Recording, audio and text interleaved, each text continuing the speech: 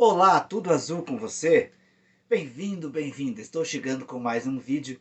Hoje, quinta-feira, 22 de setembro de 2022. Eu sou o Luiz, sou deficiente visual, mas na batalha todos os dias trazendo aí as principais notícias para você através do portal Ludoli. Já quero pedir para você dar o seu like, se inscrever no canal se você ainda não é inscrito. E ao se inscrever, já ativa ali o sininho das notificações na opção todas. Assim, toda vez que a gente postar um vídeo novo, você já vai estar sabendo. Também deixe seu comentário, é importante para nós sabermos a sua opinião. E nos ajude a divulgar o canal. Nós precisamos crescer na plataforma. Ajuda a gente. Temos 2 vídeos por dia, um de oração de manhã e outro por volta do meio-dia, que é este aqui, um vídeo de notícias.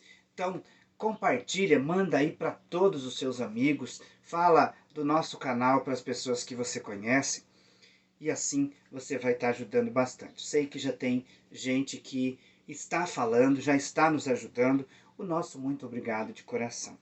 Obrigado também aos recém-inscritos, que Deus os abençoe. Agora eu trago um recadinho para você. Você que mora na região ali de Laguna Carapã, Ponta Porã, Aral Moreira, Amambai, Dourados, Carapó, toda essa região, você conta com a Vidraçaria Triângulo. Na Vidraçaria Triângulo você tem profissional qualificadíssimo, um bom atendimento e os melhores preços da região. Na Vidraçaria Triângulo, com certeza você faz um excelente negócio. A Vidraçaria Triângulo está na Avenida Brasil 755, no centro de Laguna Carapã. E atende, como eu disse, toda a região. Os telefones da Vidraçaria Triângulo estão na descrição do vídeo. Liga lá, Vidraçaria Triângulo. Vem pra cá! O ex-presidente da Rússia e atual vice-presidente do Conselho de Segurança da Rússia, Dmitry Medvedev, disse nesta manhã de quinta-feira que a Rússia está pronta para defender os territórios conquistados na Ucrânia, mesmo que seja com armas nucleares. Disse ele que o arsenal de armas nucleares que a Rússia tem é capaz de defender esses territórios. E ainda continuou dizendo que eles vão fazer referendos, né, para admitir ou para inserir, melhor dizendo, os territórios ali de separatistas da Ucrânia, os pró-Rússia, né, no território russo. Então eles vão tentar fazer um referendo aí, consultando a população, né, para inserir esses territórios em territórios russos. Para quem acompanha ali, são 2 territórios, né, que eles, na verdade, já começou a guerra por aquelas regiões ali, em que grupos separatistas pró-Rússia acabaram apoiando os ataques russos à vizinha Ucrânia. É interessante essa ameaça, né? Ontem, o presidente Joe Biden, em seu pronunciamento na ONU, disse que com guerra nuclear ninguém ganha. E também respondeu a um comentário do presidente russo, Vladimir Putin, que disse que a Rússia é ameaçada pelos países do Ocidente, dizendo que eles estavam tentando acabar com a Rússia. Tentavam eles acabar com a Rússia, mas o presidente dos Estados Unidos, em seu discurso na ONU, disse que os Estados Unidos não provocou ninguém e não ameaçou ninguém. O Papa também se manifestou ontem, pedindo um cessar-fogo e também dizendo que é um risco para todo mundo essa ameaça de armas nucleares e que armas nucleares não traz vitória para ninguém. Tudo aquilo que semeia a morte não é bom. Então, é complicado essas ameaças. Não sei qual que é a sua opinião, você que está aí me assistindo agora. Eu gostaria que você deixasse aí nos comentários para nós a sua opinião com respeito a essa guerra. Essa guerra que já tem 7 meses, a Ucrânia muito atacada, muitas pessoas morreram, inclusive na semana passada. Depois da Ucrânia reconquistar alguns territórios, eles encontraram corpos enterrados com marcas de tortura. Tinha gente com os pés e as mãos amarrados. Foram enterrados com os pés e as mãos amarrados. Mas como eu dizia, 7 meses de guerra, a Ucrânia foi bastante destruída. Há pouco tempo atrás começou aí uma contraofensiva com apoio, é claro, dos países ocidentais, liderados ali pelos Estados Unidos, né, que forneceram armas para a Ucrânia. Eles conseguiram reconquistar um território grande na região, e esses territórios eles conquistaram na raça, na luta mesmo. E agora a Rússia se sente ameaçada. E o que é interessante nisso tudo? Algumas cidades reconquistadas pela Ucrânia já não são mais cidade. Foram todas destruídas pelos bombardeios. Mas são mais de 10 milhões de pessoas que há 7 meses atrás moravam, há pouco mais de 7 meses, moravam na Ucrânia. E que hoje estão espalhadas pelo mundo como refugiados de guerra. A maioria mulheres, crianças e idosos. Famílias foram destruídas com esta guerra, porque as mulheres tiveram que sair do seu país com seus filhos e com seus pais, com seus avós, deixando seus maridos para lutar na guerra. Então, na Ucrânia, a população que morre, população que foge, né? O país está em uma situação difícil. E um dado interessante nisso tudo é que, às vezes, a gente, os russos, né? Vendo esses ataques todos, essa destruição, né? Essa ousadia do presidente russo de desafiar a todos, porque tem o poder, né? Aí a gente ouviu muitos comentários dizendo assim, os russos não prestam, né? Porque o objetivo dos russos é destruir. Veja bem, ontem o presidente russo Vladimir Putin anunciou em uma TV estatal que estava recrutando 300 mil homens. Esses homens eram reservistas, né? E que já venceu o tempo. Então ele vai recrutar novamente, fazer um treinamento e mandá-los para a Ucrânia. 300 mil homens, e ameaçou, né, o ataque com armas nucleares. Muitas foram os protestos que aconteceram em inúmeras cidades dentro da Rússia ontem. Protesto da população contra essa ofensiva. E um outro dado interessante são os voos. Pessoas saindo na Rússia a partir do anúncio, porque até então o governo estava tentando omitir da população essa guerra com a Ucrânia. E ele chamava de missão especial, né? A missão militar especial. Então, ontem foram inúmeros os voos que saíram da Rússia lotados de gente, com passagem só de ida. O povo começou a fugir de seu país também, com medo, porque não pode fazer nada contra o presidente, né? E então acredita que uma possível guerra pode acontecer e o alvo principal vai ser a Rússia, se os países do Ocidente resolverem revidar as ameaças de Putin. Teve empresas aéreas que enviaram seus voos para outros países e esse avião voltou fora do horário normal de voos para pegar mais passageiros, porque a fila era grande. Então o povo está com medo, o povo está fugindo da Rússia também. Nos protestos de ontem, 250 pessoas, pelo menos esse é o número que chega para nós, né, pode ter sido muito mais que isso, 250 pessoas foram presas porque saíram às ruas. Porque lá na Rússia, o presidente assinou um decreto há pouco tempo atrás, há alguns meses, né, em que não se pode se manifestar se não for com autorização do governo.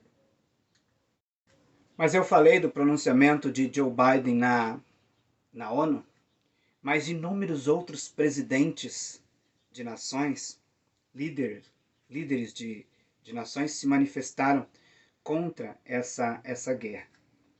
O que mais tocou o coração das pessoas foi a fala do presidente ucraniano, Volodymyr Zelensky. Ele enviou uma gravação, não quis deixar o seu país, porque o seu país está em guerra, e ele então preferiu ficar conduzindo as situações ali. Até porque uma saída do presidente do país podia representar um risco, né? Vindo para os Estados Unidos, que é desafeto russo. Ele pediu na ONU, então, para que a Rússia fosse punida por seus crimes de guerra, por seus assassinatos. E pediu também para que a Rússia não tivesse mais direitos, poder de decisão, como tem, no caso, na bancada da ONU, que a Rússia tem uma cadeira permanente e tem poder de veto. Ou seja, qualquer pessoa que colocar, qualquer país que colocar alguma coisa lá que seja contrária aos interesses russos, o representante russo veta e acabou o assunto. Então, Volodymyr Zelensky pediu para que seja expulso dessa cadeira permanente a Rússia por seus crimes de guerra contra a Ucrânia e contra o povo, né? São crimes de guerra contra a humanidade, segundo ele. Então, ele falou por longos minutos e emocionou a muitos ali, porque a Ucrânia vem lutando de forma exemplar.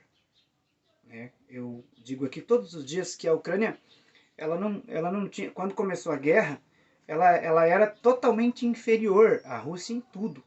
Seu número de soldados era pelo menos mais de 10 vezes menos. Seu arsenal de armas era muito mais de 10 vezes menos. Era fraca. Por isso, Vladimir Putin acreditou que no máximo em 5 dias essa guerra acabaria. Ele dominaria a Ucrânia. Já tem mais de 7 meses. E eles estão retomando alguns territórios. Então, parabéns ao povo ucraniano. Ucrânia e Rússia trocam prisioneiros.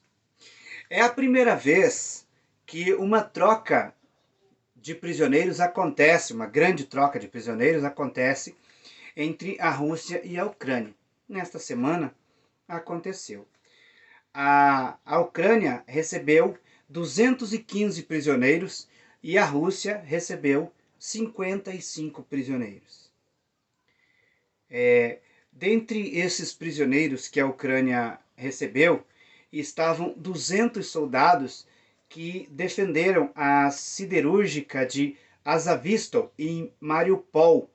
Você se lembra daquela siderúrgica que os prisioneiros ficaram lá encurralados enquanto os russos atacavam, bombardeavam, o telhado foi destruído e eles continuaram lá por um tempo resistindo. depois acabou que alguns se entregaram, né? 200 deles são esses que foram recebidos agora por Kiev. 10 dos prisioneiros que a Ucrânia recebeu são civis de outros países que se colocaram à disposição para lutar do lado ucraniano. 5 deles são ucranianos civis que também entraram na luta. Então, o presidente Volodymyr Zelensky comemorou o resultado, né? A recuperação desses prisioneiros é muito importante, segundo ele, para a Ucrânia, né?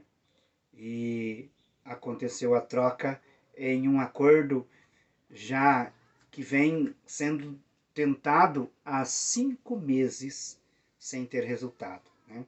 Agora, por fim, conseguiram então fechar o acordo. É um bom sinal, né? Bom sinal, um sinal de acordo de troca de prisioneiros, mas é importante, né, preservar essas vidas, essas pessoas voltarem para casa, mas ainda falta muito para um acordo de paz, né? Um acordo de paz que precisa que Deus abençoe que isso aconteça num prazo bem curto, né? O chefe da diplomacia europeia, Josep Borrell, disse ontem em uma reunião que a União Europeia vai continuar se esforçando e apoiando a Ucrânia no que for necessário. Segundo Borrell, a União Europeia vai lançar novas sanções à Rússia assim que forem necessários. Ele citou também uma carta da ONU e disse que a Ucrânia está corretíssima em defender o seu território, expulsando o inimigo de seu território demarcado e reconhecido internacionalmente. Por isso, a União Europeia continuará disponibilizando para a Ucrânia equipamentos militares de acordo com suas possibilidades, assim que forem possíveis. Então, ele reitera aí que a União Europeia vai aplicar novas sanções à Rússia, não admite essa invasão. E mais um detalhe, ele comentou também que a União Europeia é contra a Rússia apoiar o plebiscito que está sendo citado a ser feito nas regiões separatistas da Ucrânia para anexar essas regiões ao território russo.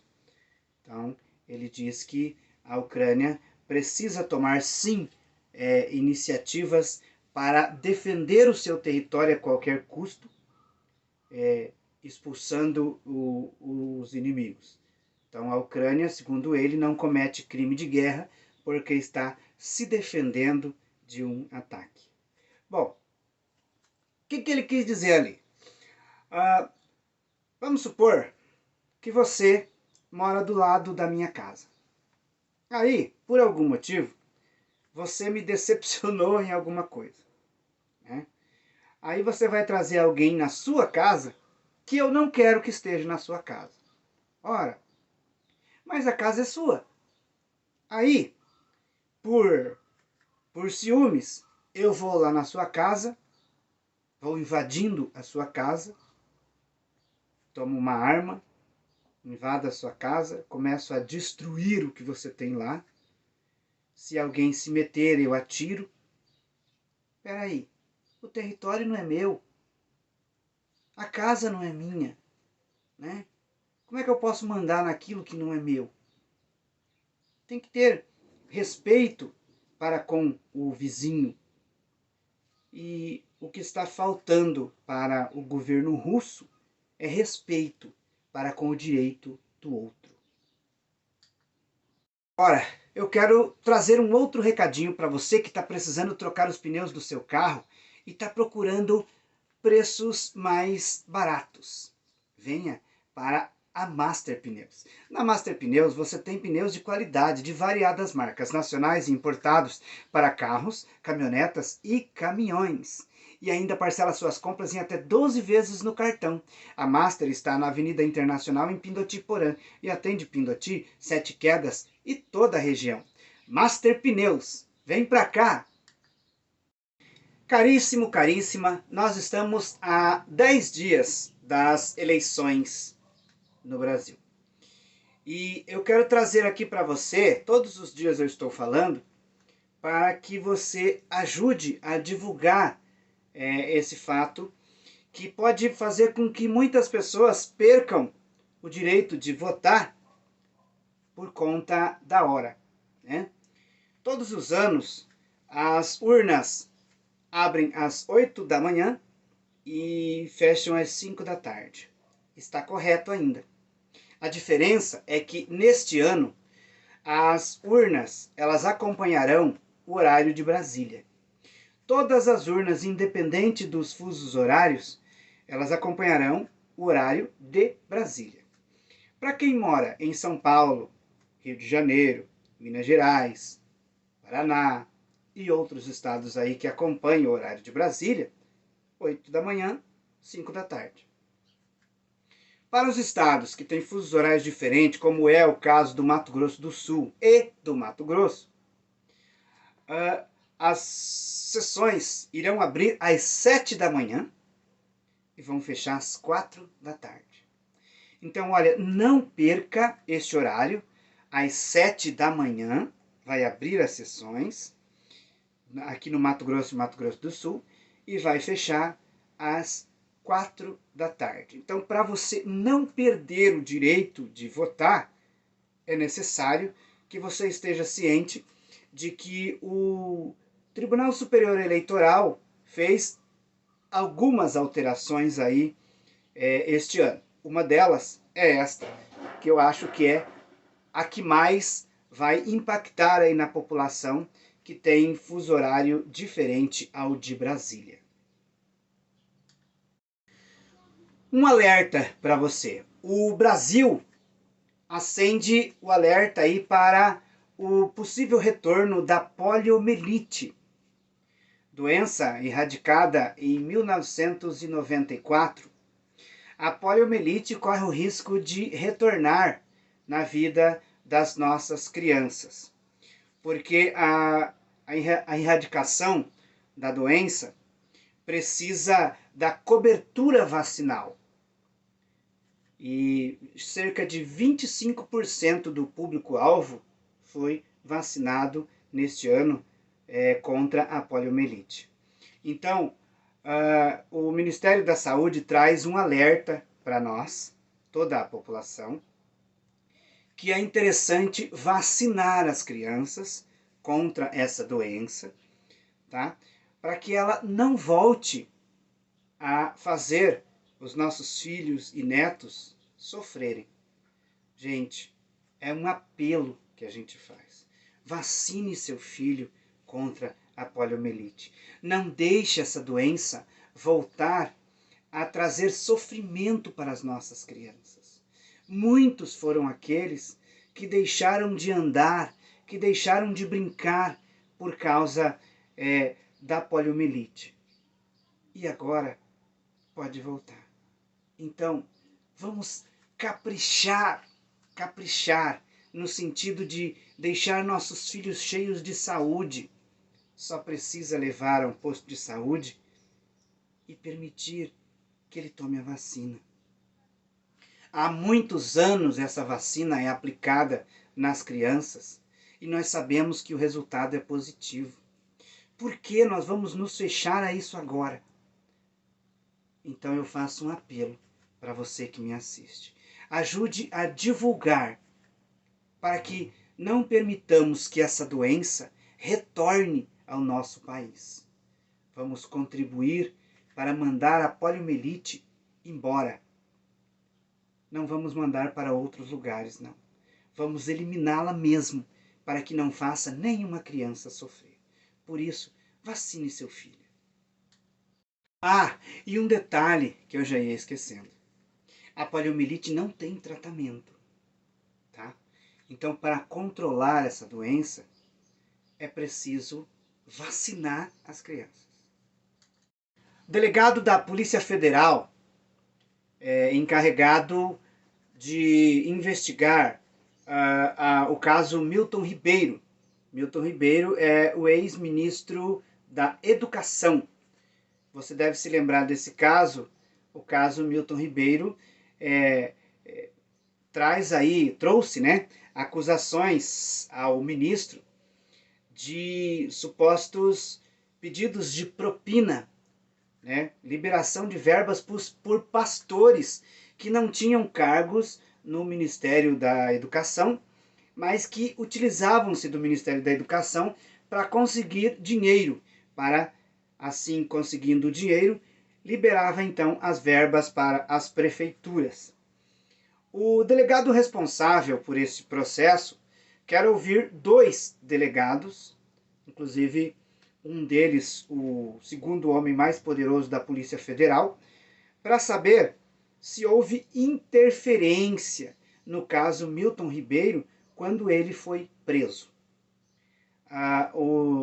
Os interrogatórios estão marcados para a semana que vem. Agora um recadinho para você que está pensando em comprar um carro ou, de repente, trocar o seu carro.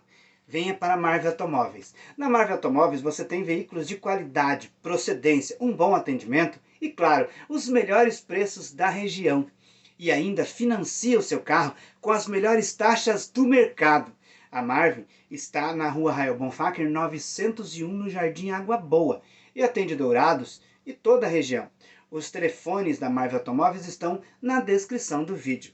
Marvel Automóveis, aqui você faz um bom negócio.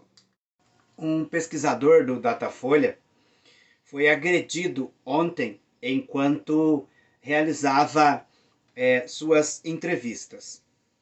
Segundo o rapaz, ele chegou em uma pessoa para entrevistá-la. E aí então um senhor procurou e começou a falar um monte de coisas para ele, dizendo que queria responder as perguntas. Ele então virou-se para o senhor e explicando o regulamento do Instituto.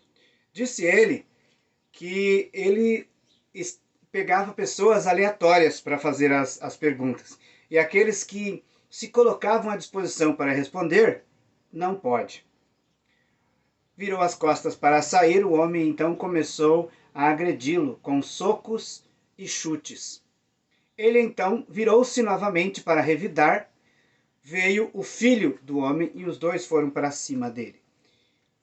Os vizinhos ali tiraram eles dele. Um dos vizinhos então levou ele no hospital, né?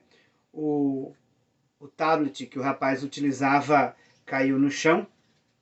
O rapaz foi bastante ferido, tomou chutes na boca, nas costas e no braço. Ele foi atendido no hospital e depois liberado. Segundo ele, aquela entrevista seria a última entrevista do dia. Ele explica também que o Datafolha tem algumas regras e que eles têm que buscar pessoas aleatórias. Eles não podem escolher pessoas ou pessoas se colocarem à disposição para falar, porque aí não seria um resultado honesto. Por isso, ele recusou a entrevista do homem que se ofereceu. O Datafolha informou que muitas são as agressões que entrevistadores do Instituto têm sofrido durante as pesquisas. Só na pesquisa do dia 13 de setembro, em 470 entrevistadores, 10 foram os entrevistadores agredidos. E todos os agressores identificam-se como eleitores do presidente Jair Bolsonaro. Na semana passada, uma entrevistadora foi perseguida por 2 homens, caiu, machucou o joelho. Ainda segundo o Instituto, essas agressões elas vêm aumentando nos últimos tempos, com entrevistadores do Instituto, em diversos municípios, em várias regiões do país.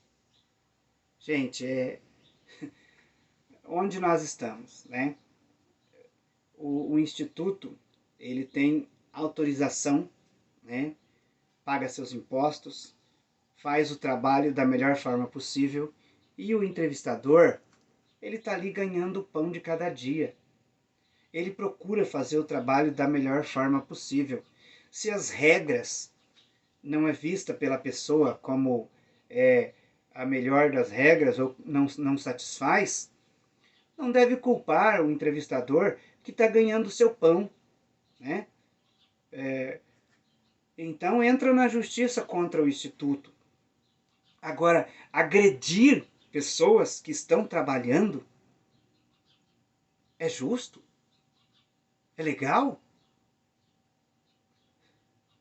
Se queremos que o resultado seja satisfatório para A ou para B, gente, é um absurdo.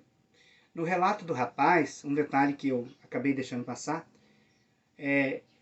quando o homem chamou o rapaz de vagabundo e etc., ele disse, você só pega pessoas de um lado, e citou o ex-presidente Lula, né? Nas palavras do homem disse, você só pega o Lula, né, vagabundo? Gente, nós temos que aprender a respeitar os trabalhadores. A política, como eu já disse várias vezes aqui, termina no dia 2. Se der segundo turno, em alguns estados vai dar, né? Mas se der segundo turno para presidente, que eu acredito, no dia 30 de outubro, termina. E aí? A política acabou.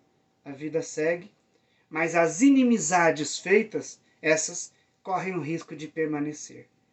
Por isso nós precisamos respeitar o outro, respeitar a opinião do outro.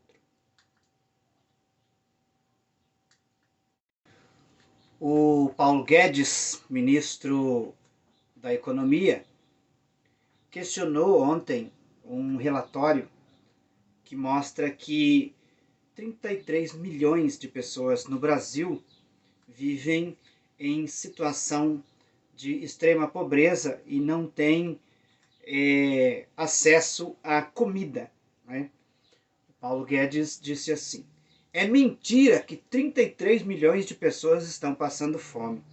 Nós estamos transferindo para a população mais pobre 1,5% do PIB através do Auxílio Brasil.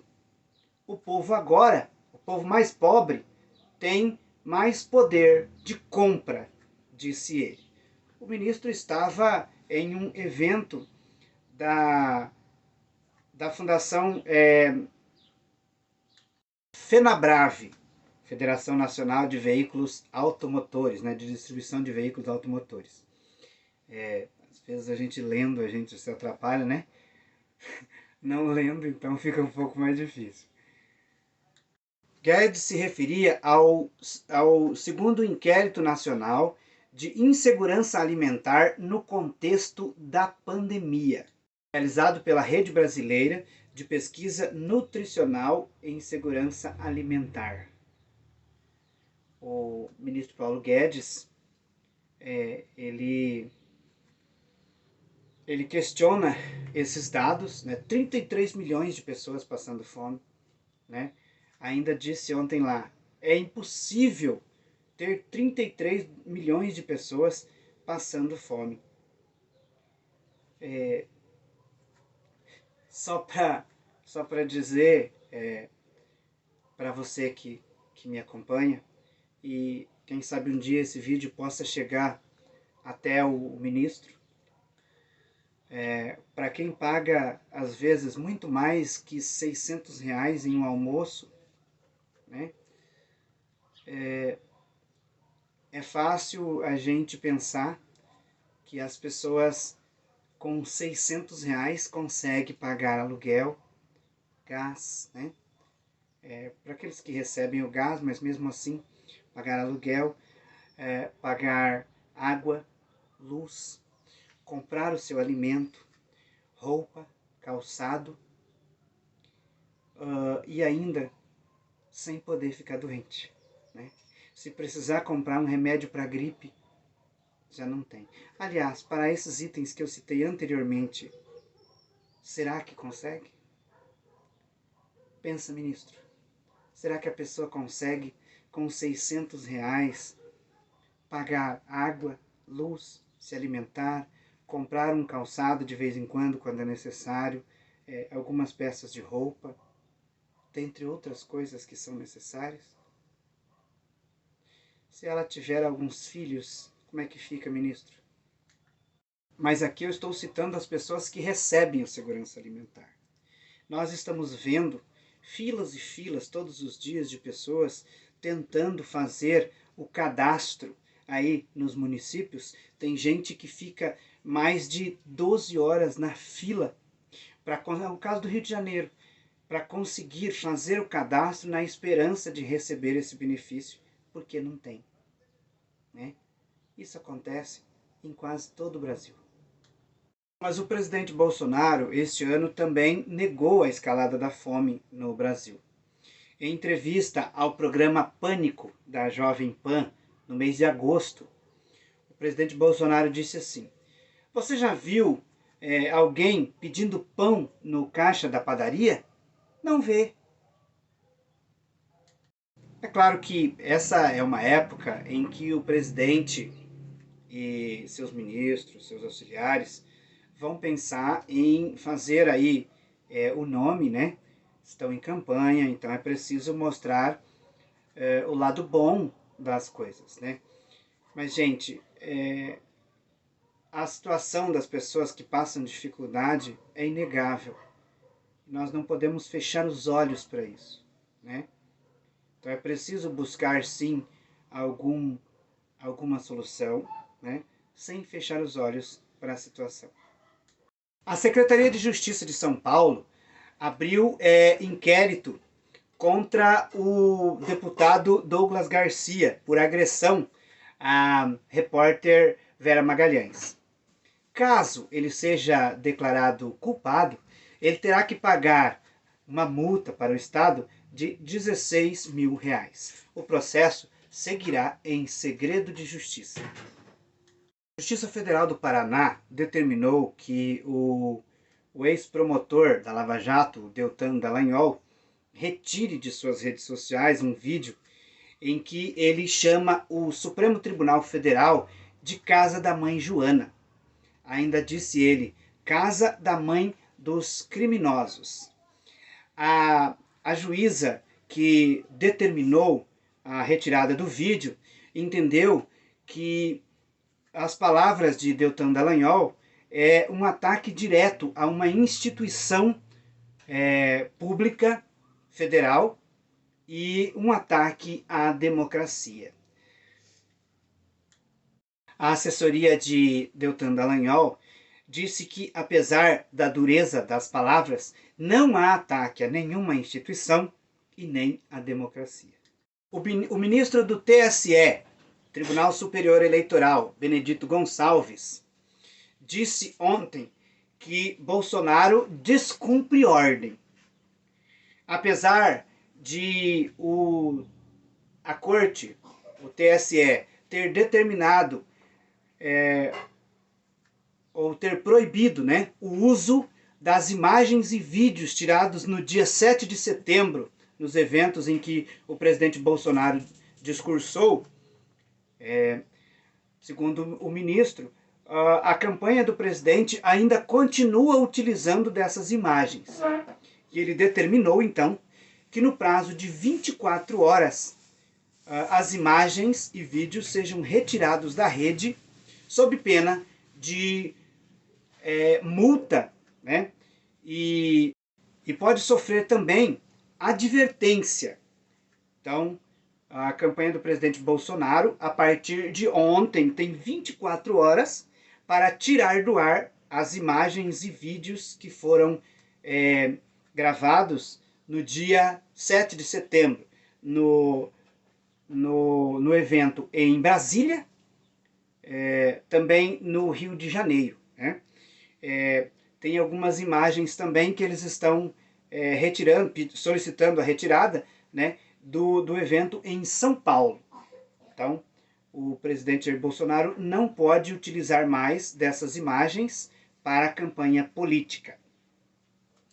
O TSE proibiu ontem também o presidente Jair Bolsonaro de usar o discurso feito na abertura da reunião da ONU ontem, ou melhor, antes de ontem, em sua campanha política. Os adversários entenderam que o presidente usou o palco lá da Assembleia da ONU para fazer política e solicitaram ao TSE a proibição também dessas imagens. Solicitação que foi atendida pela Corte. E vamos às cotações. O dólar comercial nesta manhã de quinta-feira está em R$ 5,18. O dólar turismo em R$ 5,38. O euro está em R$ 5,09. Olha aí o euro caindo em relação ao dólar, né? E essas foram as notícias de hoje. Muito obrigado a você que assiste o vídeo até o fim. Eu volto amanhã com as principais notícias do dia, esperando a sua companhia. Que você tenha uma abençoada quinta-feira e até amanhã.